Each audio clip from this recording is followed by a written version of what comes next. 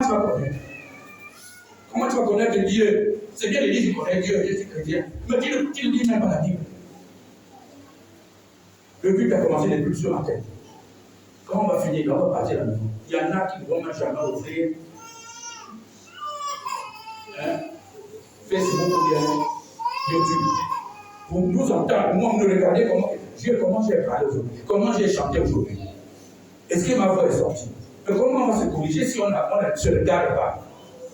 Vous savez, les gens qui font les discours, là, les communicateurs, ils se regardent, ils ont des gens à côté. Ils disent, bon, voilà, est-ce que je me suis tenu comme ça? Non, on ne se tient, on ne met pas les coudes comme ça. Donc, tu as un tic qui fait ceci, cela. Il faut aller revisiter ce que nous filmons. C'est bien de filmer, on ne filme pas pour les gens, pour d'autres personnes, mais pour nous-mêmes d'abord. Dieu n'est pas injuste, il est un Dieu juste, droit, intègre, fidèle. La justice est son ADN. La justice est son ADN. L'amour est son ADN.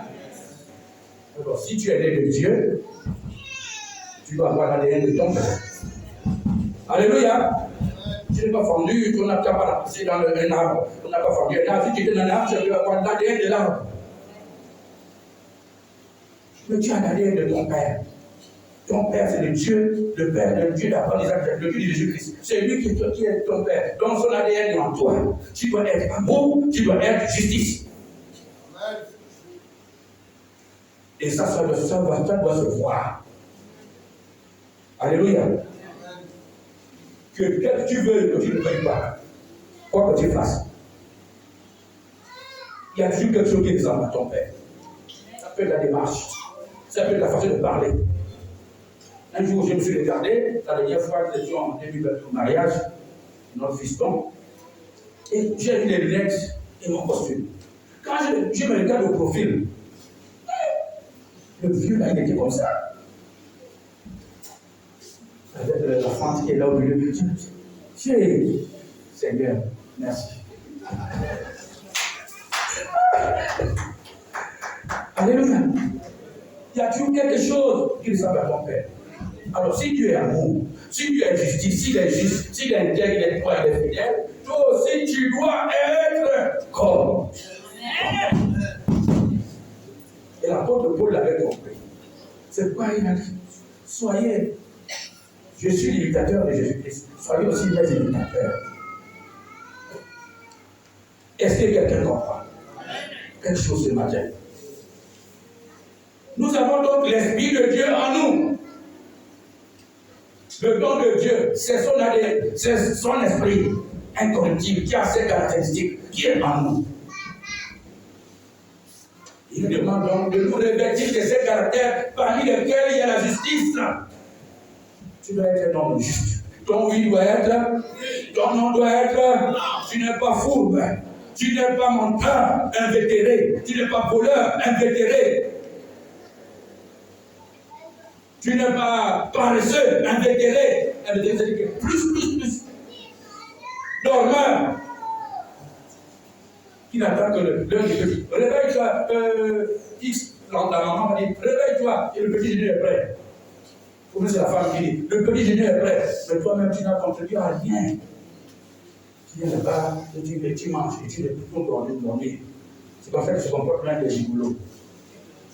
Hein, mes filles, c'est pas ça.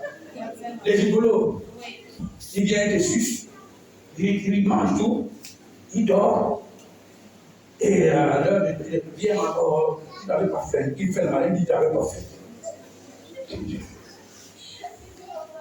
Il y a une histoire qu'on raconte dans nos coutumes. Je vais faire une expression. Un jour, un genre est parti chez la belle famille. Vous savez, les gens, crâneurs et tout. Il vient là, et le belle maman fait la bonne cuisine pour les gens. Quelqu'un qui aime sa fille, elle est contente. Il a fait la nourriture, beaucoup. Les autres ont mangé autour de 16 heures. Lui, il a dit, il n'a pas faim. Il a touché juste un peu, il est parti dormir.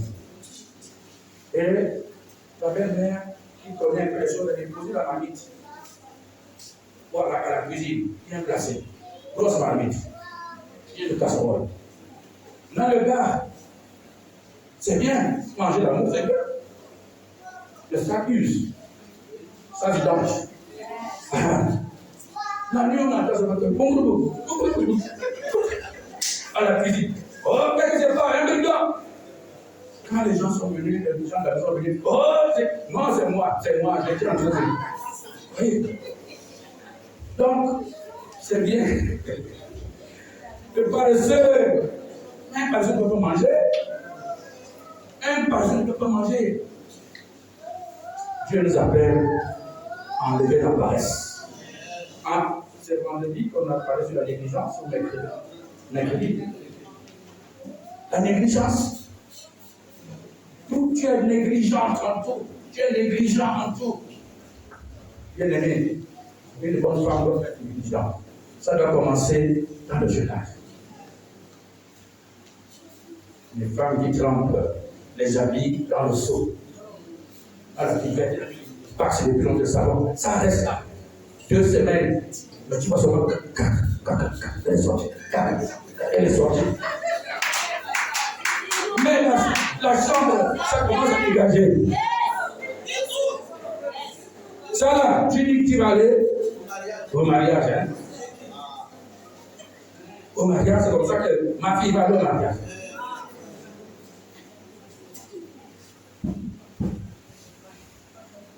Moi, je connais, dans ma propre famille, les gens sont sortis des mariages à cause de ça. Tremper le bain et ça reste là. Quand tu essaies de coucher les enfants, les couches des enfants avec tout.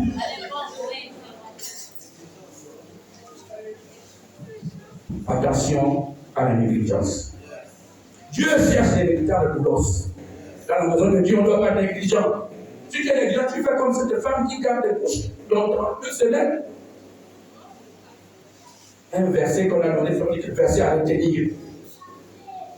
Par exemple, là, si je dis que le verset du jour là, Hébreux 6, à retenir jusqu'à la fin de l'année. Tu n'auras même pas une phrase de ce verset que tu as retenu. Même pas l'idée. Non.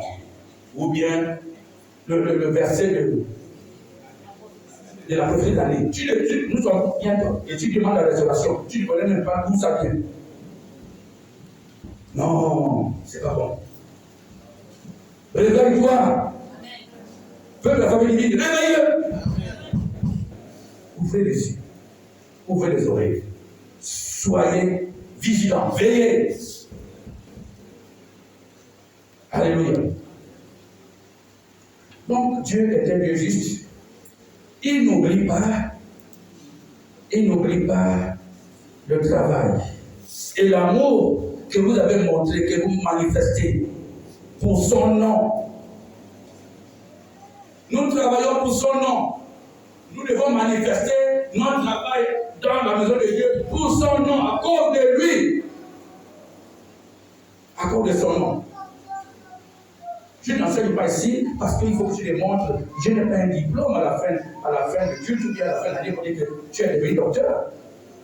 Le docteur dont on parle, qui est un ministère ici, dans le sein ministère, docteur, c'est par l'esprit, par l'inspiration divine que Dieu te dit, tu es docteur. Je ne me décrète pas comme ça. On ne se décrète pas tout seul pasteur ou évangéliste. Dieu va toujours parler. Vous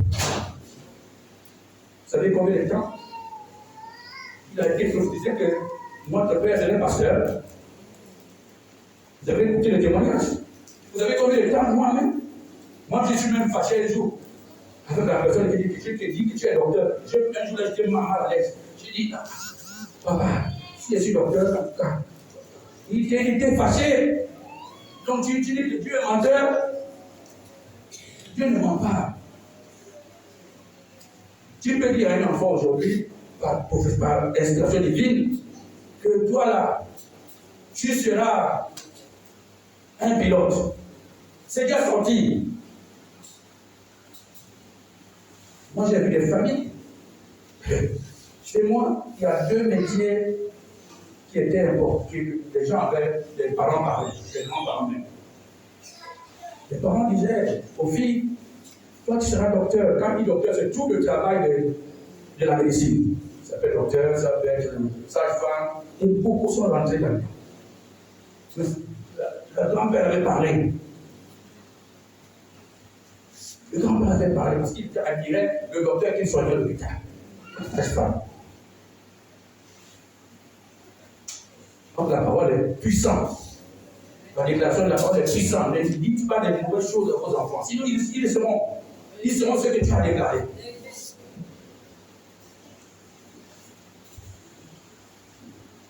Amen. Alors, Dieu n'est pas injuste pour oublier votre travail et l'amour que vous manifestez pour son nom, ayant rendu et rendant encore des services aux saints. Les saints, c'est nous tous. Les saints, c'est nous tous. Les saints, c'est ceux qui sont appelés de Dieu et par Dieu. Donc, quand tu es saint, l'autre est saint, etc. Parce que vous êtes des enfants de Dieu. Donc, vous rendez service les uns les autres. Tu vas visiter une soeur, un frère, une famille, une soeur qui vient d'accoucher, tu rends des services aux saints. Tu lui apportes de l'eau, tu rends des services aux saints. Tu apportes une exhortation, tu rends des services aux saints. La Bible dit là, exhortez-vous les uns les autres. Encouragez-vous par des hymnes, par des cantiques, par des bonnes paroles qui encouragent. Ce n'est pas des mauvaises paroles. Amen. Alléluia. Dieu n'oubliera pas cela. Dieu n'oubliera pas cela. Mais le cœur de l'homme est changeant. L'homme est vacillant, l'être humain. Tantôt il est bon, tantôt il est mauvais. Mais Dieu connaît le cœur. Dieu examine nos cœurs. Ils sont nos cœurs et nos reins. Ils sont nos cœurs, nos corps et nos reins.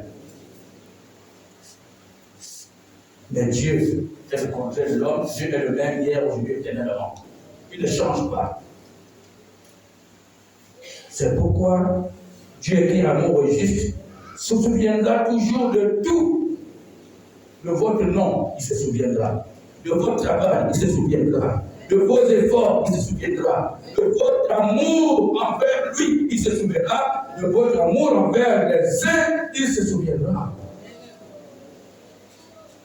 Et quand tu connais ce genre de choses, quand tu pries, tu veux demander à Dieu, Dieu, souviens-toi de moi. Yahweh, souviens-toi de moi. Souviens-toi de moi. Oh. Tu ne peux pas chanter ça comme ça. Il se souvient de toi, pourquoi? Parce que quand j'ai fermé mon atelier, quelques jours, de temps en temps, j'ai fermé mon atelier le mercredi, je venais pour chanter, pour jouer au piano, je venais régler les instruments, je venais, je me préparais pour l'enseignement, je venais, je parcourais des kilomètres pour venir m'entraîner à la chorale. Souviens-toi de moi, Yahweh. Mais si tu n'as rien à dire à Dieu que souviens-toi de moi, tu vas laisser cette prière qui a une foi. Parce qu'il y a une histoire que quand tu es capable de lui dire, souviens-toi de moi. Et il se souvient. Tu ne lui rappelles. Je rappelle à Dieu que c'est lui qui peut changer mon statut. Je rappelle à Dieu, c'est lui qui peut me restaurer. Ce n'est pas un homme, ce n'est pas une femme. Je rappelle à Dieu que c'est toi qui m'as choisi. Si je suis persécuté, si je suis humilié, si on crache sur moi, c'est parce que je te suis, parce que j'ai l'ADN de mon Père, de Jésus, et c'est pourquoi je suis persécuté. Et Jésus lui-même m'a dit, vous serez persécutés, vous qui vivez pieusement, vous serez persécutés. Alors si on a craché sur Jésus, si on l'a traité de magicien, de sorcière ou de justicière, parce qu'il manifestait la puissance de Dieu, la gloire de Dieu. C'est pas toi qu'on ne va pas traiter de sorcière. Réjouis-toi donc. Réjouis-toi de ce que les hommes te persécutent. Réjouis-toi de ce que tu as des ennemis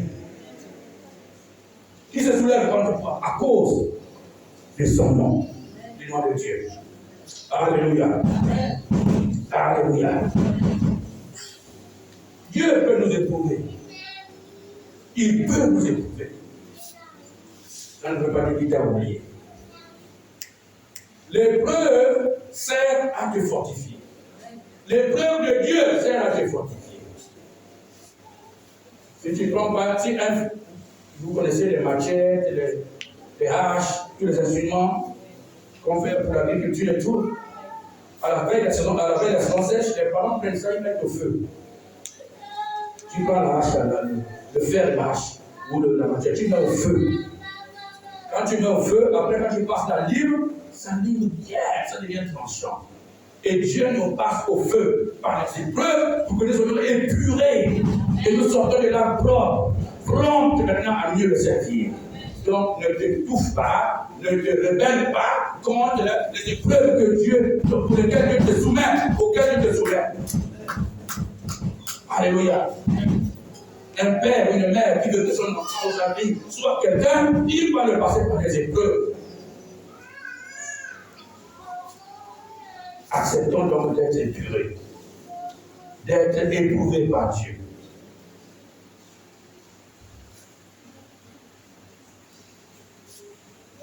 Travailler pour le Seigneur, c'est une œuvre excellente. Travailler pour le Seigneur, c'est une œuvre excellente. Alléluia. Dans tout le domaine de la vie. Allons-y, regardons un peu comment faut-il travailler pour le Seigneur. Colossiens 3, verset 23. Colossiens 3, verset 23. C'est tout ce que nous faisons pour le Seigneur. Dieu nous montre comment il faut faire. Il faut le faire. Si tu n'as pas un cœur doux, humble, si tu n'as pas l'amour de Dieu en toi, il est impossible de travailler pour le Seigneur sincèrement. Alléluia. Amen. Colossiens 3, verset 23, oui. Il est écrit dans le livre de Colossiens, chapitre 3, verset 23. Tout ce que vous faites, faites-le de bon cœur, comme pour le Seigneur et non pour les hommes. Amen. Amen. Est-ce que vous avez suivi? Dieu a dit quoi? Tout ce que vous faites, faites-le de bon cœur comme pour le Seigneur et non pour des hommes. Je voudrais attirer votre attention que le mot tout ici a deux sens. Soit tout sans exception ou soit tout avec distinction. Ici, c'est tout avec distinction. Parce que si tu as une jeune fille, tu vas laisser les couches de ton enfant pendant 12 mois dans le sol avec le savon, ça pourrit, c'est quelque chose que tu fais. Mais Dieu n'a pas dit de ce que tu fais est bon. Tout ce que vous faites, tout ce que vous faites selon la volonté de Dieu, ce qui plaît à Dieu, ce qui est bien, pas ce qui est mauvais. Si tu vas voler tout le temps, ce n'est pas bien. Si c'était tout, ça devait être tout sans exception. Donc tout mélangé. Tout sans exception, c'est quoi? L'univers tout entier est rempli de ta gloire. L'univers tout entier, il n'y a même pas un iota de l'univers qui n'est pas rempli de la gloire.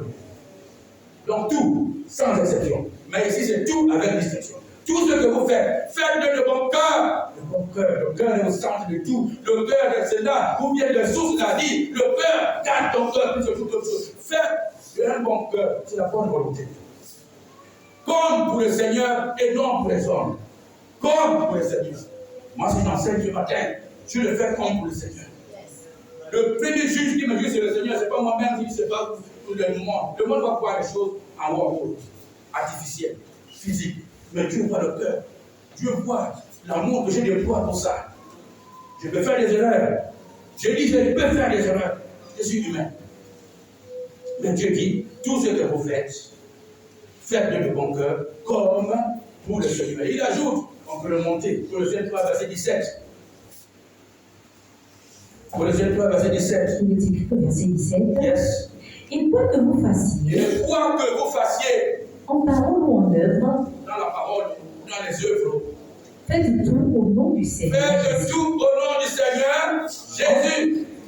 En rendant par lui des actions de grâce à Dieu le Père. En rendant par lui des actions de grâce à Dieu le Père. Quoi que vous fassiez, tu chantes, tu prêches, tu assures la sécurité, tu prépares à manger le jour du mariage, tu vas servir même les étrangers qui viendront, ce ne sont pas les chrétiens comme nous ici, ce ne sont pas de la maison, mais ils viennent d'ailleurs. Nous, tu offres l'hospitalité. Quoi que vous fassiez, en parole, dans tes paroles, quand tu vas parler là, ce n'est pas rien que ça. Qui ne réagit pas comme une folie qui lève les mandibules. Moi, je vous ai pris mon exemple de mon mariage. Il y avait des chrétiens, beaucoup de chrétiens, nous avons vu que ce sont les chrétiens qui organisent. Nous avons des autorités dans nos familles. Il y a eu des frictions. Après, pour entre frères et sœurs, nous sommes revenus ensemble. Il ne faut pas suivre ça. C'est les gens qui ne connaissent pas. Même si tu allais les expliquer, voilà comment c'est fait. Eux, est-ce qu'ils savent servir le champagne? Est-ce qu'ils étaient bien? Est-ce qu'ils étaient bien? Parce que pour eux, les chrétiens, c'est moins que rien. C'est moins que rien. Mais toi, qui as l'esprit de Dieu, qui as la connaissance, qui as le discernement, Dieu te dit, quoi que vous fassiez en parole, en œuvre, faites tout au nom du Seigneur Jésus. Même si on t'a piétiné la chaussure que tu as tirée, ce jour-là, tu portes d'abord.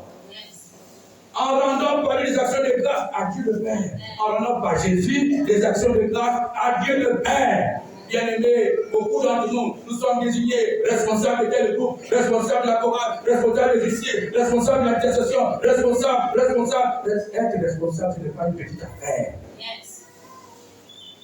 Être chef de famille, ce n'est pas une petite affaire, même chef de famille.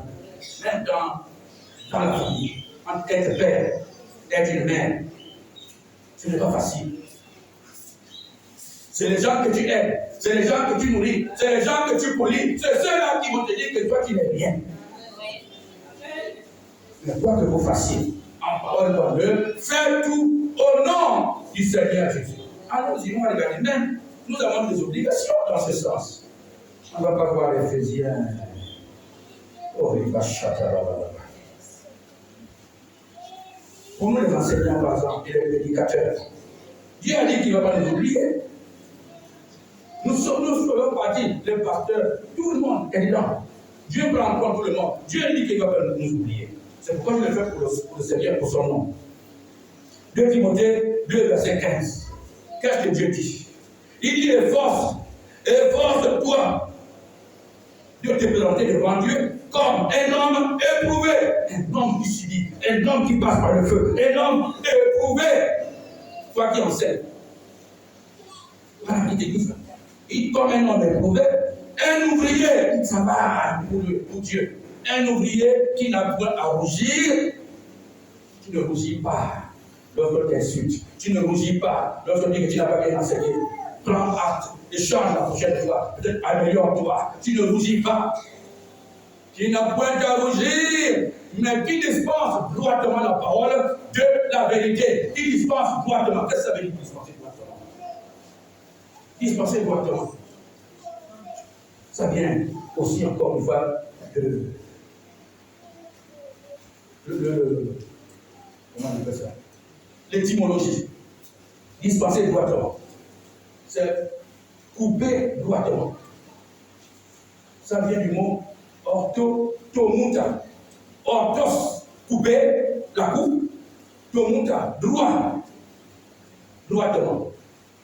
Donc un enseignant, celui qui enseigne, celui qui fait la prédication, il s'efforce de regarder la parole de Dieu, de la décortiquer, de la découper droitement, comme un orthopédiste. L'orthopédiste, c'est le docteur qui soigne les os. Il a même la scie, il a le couper, il a le marteau, il a le clou. Vous avez jamais vu ça? L'orthopédie coupe les os. Il coupe, il le met le clou, il le vis. Il doit le couper droitement. Si là, c'est pas bon. Hein, papa? Lorsque le mécanicien, on bricole ici un peu en Afrique, la pièce qui devait être commandée est loin, la pièce originale, il n'y en a plus. On prend les morceaux, on soupe. L'enseignant ici, il dit, efforce-toi de te planter devant Dieu comme un homme éprouvé, un homme qui est fait, un homme formé, un homme qui a subi des épreuves. Un ouvrier qui n'a point rougi, tu travailles pour Dieu, mais tu ne rougis pas malgré le poids du travail. Mais qui dispense, qui traite, qui coupe droitement la parole, qui découpe droitement la parole comme un orthopédiste, orthopédiste. Alors le rôle de l'enseignant. Donc, l'enseignant fait ça, mais il doit le faire comme rendant grâce à Dieu, rendant toute la gloire à Dieu. S'il n'y a pas l'amour dedans, s'il n'y a pas l'amour au sang, tu ne peux pas enseigner correctement. Nous ne sommes pas à l'université, on dit que je suis docteur, bon, à l'université, vous savez, dans les grandes salles, les grands auditoriums. Alors aujourd'hui, nous allons parler de ceci. À la fin, j'en ai terminé. Au revoir. Celui qui a pris notre, qui n'a pas pris, tant mieux. Nous sommes sommes pas ici comme ça. Si dimanche, non, parce que tu dois faire dimanche, c'est mercredi, viens. On va finir posément parce que nous sommes en si peu grand nombre. Pour mieux comprendre. Alléluia. En ce qui concerne les intercesseurs, nous le sommes tous intercesseurs. Regardons 1 Timothée 2, verset 1 à 8. 1 Timothée 2, verset 1 à 8. Tout le monde a son compte. Dieu, il travaille de mon cœur contre le Seigneur. Parce que c'est l'amour qui est au centre. L'ADN de Dieu, c'est l'amour et la justice. Il est écrit dans le livre de 1 Timothée, chapitre 2, verset 1 à 8. Ah oui. J'exhorte donc, avant toute chose, à faire des prières, des supplications, des requêtes, des actions de grâce pour tous les saints. Il dit quoi? Je vous exhorte donc à faire en tout temps des prières et des supplications avec des actions de grâce pour Tous les saints. tous les saints. Prions les uns pour les autres. Tous les saints devront prier les uns pour les autres. Vous savez que le pasteur a le nom de tout le monde. Et parce que le nom de Cameroun, il a le nom de tout le monde. Il prie parfois individuellement pour chacun de nous. Quand tu sors d'ici là, tu ne sais pas que le pasteur prie. Les intercesseurs prient pour toute l'église, pour la nation. La nation est là, elle fonctionne bien. On évite des choses. Nous avons passé un mois ici, pendant qu'il y avait le dialogue national juste à côté. Un mois dans cette salle, en train de prier. Ce n'est pas seulement que nous ici, tous les églises de Libreville, de grandes églises. Nous avons prié un mois pour que le dialogue se passe bien, pour que jusqu'à ce que les choses se déroulent normalement sur la main de Dieu. Nous l'avons vu. Nous avons vu ce que Dieu fait. Ce que tu fais. Là, nous ne prierons pas en vain. Dieu dit qu'il n'oubliera pas cela. Il n'a jamais oublié. Peut-être que l'ange n'a pas amené les cargaisons de nourriture pour nous récompenser. Ça, là, n'est pas notre problème. La plus grande récompense dans notre foi, c'est que Dieu nous réserve. Alléluia. Tu peux suivre là-dessus.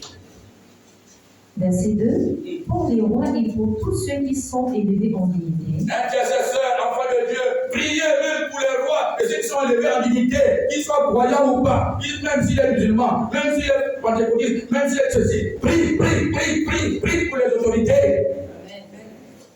Oui. Afin que nous menions une vie paisible et tranquille. La paix. Voilà la paix.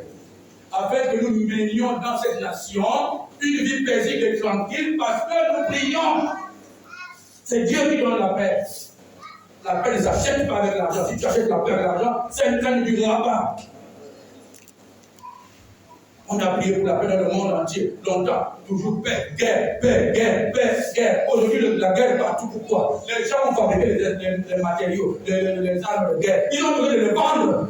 Ils ont besoin de les vendre. Si quelqu'un n'achète pas, qui va acheter un missile bouchique ou acheter quoi?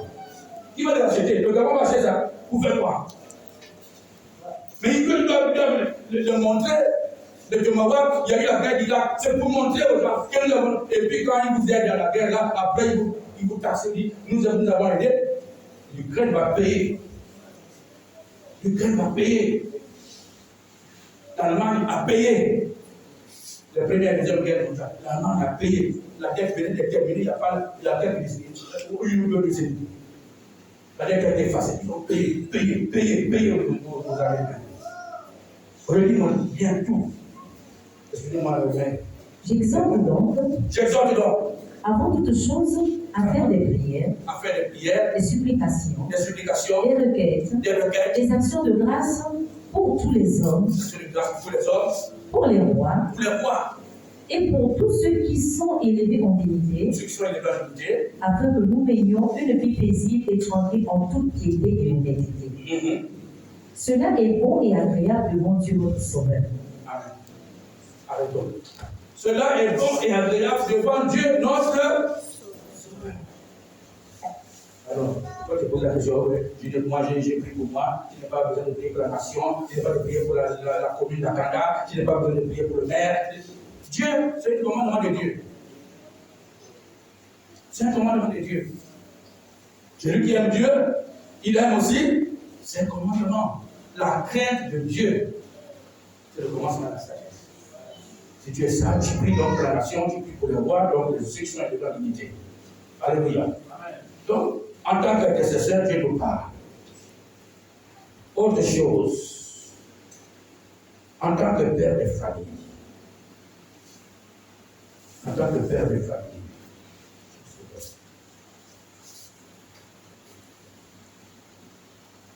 en tant qu'évêque, celui qui est chargé d'administrer un grand nombre du peuple de Dieu, des églises.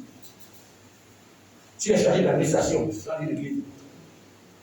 En tant qu'administrateur, Dieu te donne la responsabilité. Que tu dois également administrer de bon cœur, comme pour le Seigneur. Maman, Dieu passe par ton mari qui veut vous donner de l'argent.